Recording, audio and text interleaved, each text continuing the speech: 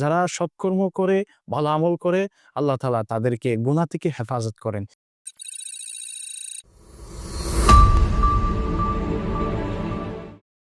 আসসালামু আলাইকুম ওয়া রাহমাতুল্লাহি ওয়া বারাকাতুহু। ইন্নাল হামদালিল্লাহ ওয়াস সালাতু ওয়াস সালামু আলা মান লা নাবিয়্যা বা'দা আম্মা বা'দ।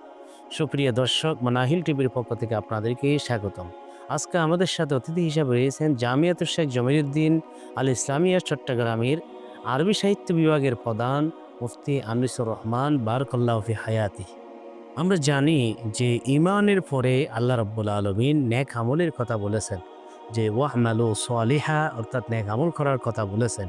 কেন? নেক আমলের অসংখ্য ফায়দা ফলাফল আখিরাতে যেমন রয়েছে দুনিয়ার মধ্যে রয়েছে। এ বিষয়ে আজকের অতিথি আমাদের সামনে আলোচনা করবেন। প্লিজ। আলহামদুলিল্লাহি রাব্বিল আলামিন ওয়াল আকিবাতু লিল মুত্তাকিন ওয়াসসালাতু ওয়াসসালামু আলা নবিয়িনা মুহাম্মদ ওয়া আলা আলিহি ওয়া সাহবিহি আজমাইন, আম্মা বা'দ। সর্বপ্রথম মোবারকবাদ জানাচ্ছি আল মানাহিল টিভির সম্মানিত উপস্থাপক, বিশিষ্ট ইসলামী স্কলার জনাব হযরত আল্লামা মুফতি হুমায়ুন কবির হালবী সাহেব দামাত বরকাতুহু আলিয়া। সম্মানিত উপস্থাপক আমাকে যে বিষয়টি বলেছেন এটি অত্যন্ত জরুরি এবং খুবই যুগোপযোগী। যে যেখান থেকে দেখছেন সবাইকে মানাহিল টিভির পক্ষ থেকে আন্তরিক শুভেচ্ছা জানাচ্ছি।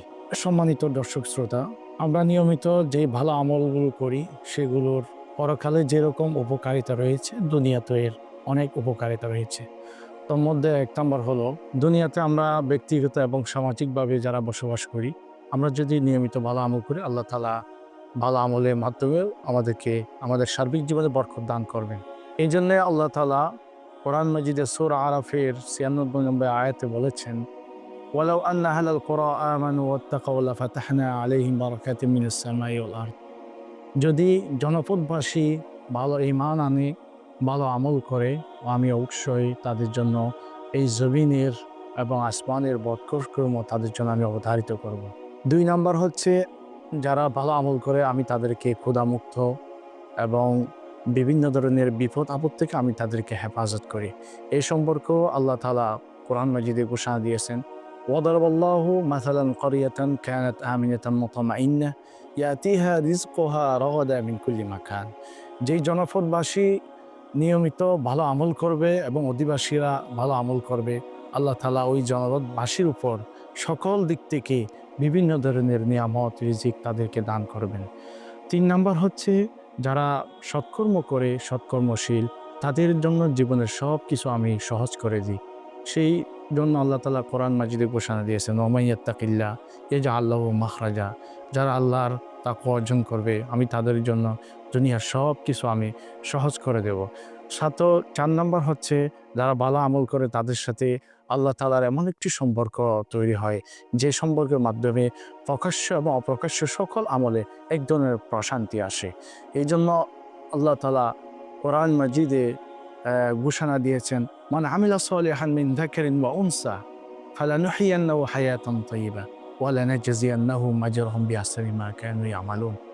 নারী পুরুষদের মধ্যে যারা ভালো আমল করবে তাদেরকে আমি এমন সুন্দর জীবন যাপন করব এবং তাদেরকে এমন প্রতিদান দিব যে প্রতিদান তারা কল্পনাও করতে পারবে না।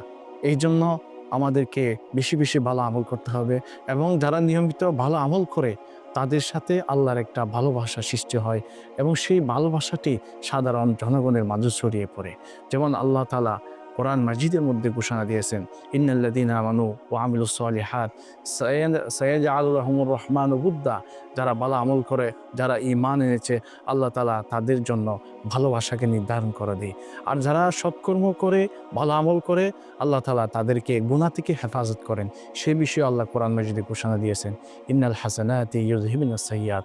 যারা ভালো আমল করে আল্লাহ তাআলা এই ভালো আমলের ওসিলায় তাদের খারাপ আমলগুলোকে আল্লাহ তাআলা দূরীভূত করে। এবং সাথে যারা ভালো আমল করে এবং নিয়মিত ভালো আমলের উপর তারা অটল থাকে, আল্লাহ তাআলা মৃত্যুর সময় রহমতের ফেরেশতা নাজিল করেন। এই বিষয়ে আল্লাহ তাআলা কোরআন মাজিদে ঘোষণা দিয়েছেন, ইন্নাল্লাযীনা ক্বালু রাব্বুনাল্লাহ ثم استقاموا تتنزل عليهم الملائكة ألا تخافوا ولا تحزنوا। যারা রবকে রব স্বীকার করে এবং সেই কথার উপর ইস্তেকামত থাকে, নিয়মিত ভালো আমল করে, আল্লাহ তাআলা তাদেরকে ঘোষণা দিয়েছেন তোমাদের কোনো ভয় নেই, তোমাদের কোনো চিন্তা নেই। তারা এই দুনিয়া থেকে যাওয়ার সাথে সাথে তারা রহমতের চাদরে আল্লাহ তাআলা তাদেরকে আবৃত করেন। এই জন্য আমাদেরকে নিয়মিত ভালো আমল করতে হবে। যেমন নবী করিম সাল্লাল্লাহু আলাইহি ওয়াসাল্লাম বুখারী এবং মুসলিমের মধ্যে ইরশাদ করেছেন, ইন্না আহাব্বাল আমালি ইলাল্লাহি আদওয়ামুহু ওয়া ইন ক্বাল্লা। আল্লাহর নিকট সর্বাধিক প্রিয় আমল হলো যে আমল নিয়মিত করা হবে, যদিও বা সেই আমলের সংখ্যা কম হোক। সেই জন্য আসুন সম্মানিত দর্শক শ্রোতা, আমরা নিয়মিত ভালো আমল করি। এই ভালো আমলের মাধ্যমে সেই ভালো আমলের উপাদান উপকারিতা দুনিয়াতে আমরা পাবো, তেমনি আমরা পরকালে পাবো। আল্লাহ তাআলা আমাদের সবাইকে আমল করার জন্য তৌফিক দান করুন। আসসালামু আলাইকুম ওয়া রাহমাতুল্লাহি ওয়া বারাকাতুহু। ধন্যবাদ সম্মানিত অতিথি। সুপ্রিয় দর্শক, আপনাদেরকে অসংখ্য ধন্যবাদ। আসসালামু আলাইকুম ওয়া রাহমাতুল্লাহি ওয়া বারাকাতুহু।